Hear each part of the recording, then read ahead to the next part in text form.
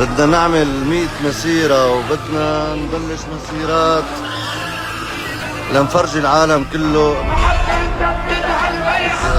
بهالبلد. من داخل سيارة الرنج يرد وسيم أسد على حالة التمرد والأصوات المطالبة بلقمة عيشها في الساحل بالدعوة إلى مسيرات سيارات فارهة في اللاذقية وطرطوس تؤكد التفاف الموالين حول بشار أسد وعصابته ضد مؤامرة الناشط أحمد إسماعيل الكونية وكذب الجوعة وافتراءاته، علما لمن يجهل وسيم أسد وفق تعليق ناشطين هو صاحب سلسلة معامل دبر حالك والعامل أصلا في أحد حقول دير الزور بزراعة الفجل. دبر حالي، عم دبر حالي.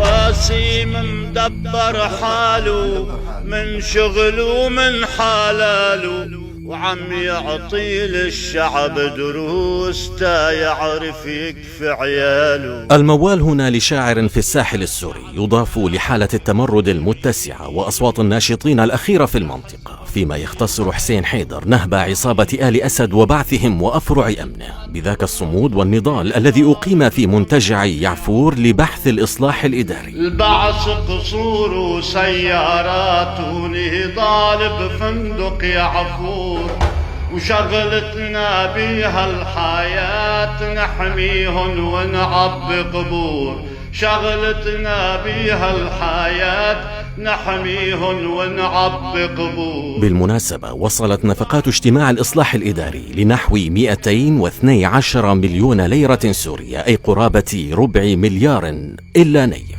بدنا نعمل 100 مسيرة وبدنا نبلش مسيرات. لكن ومع دعوات آل أسد لمسيرات التفحيط وتلك الشتائم على وسائل إعلامه لأبناء الساحل المعترضين على نهبهم وتجويعهم، يبدو أن الحساسية وحالة الاحتقان تتغذى حاليا في الساحل والقرى الموالية على سرقات أسد وعصابته، وذاك الانفصام بخطاب العمالة والتخوين ترافقها حملات اعتقالات وتهديد تشبه في مسارها التاريخي طبيعة الانفجارات الشعبية. ويستثنى هنا طبعا مجموعات تفتخر بكونها عبيدا عند آل أسد وتعدهم عصابة أسد في المقابل قطعانا لحمل كرسيه.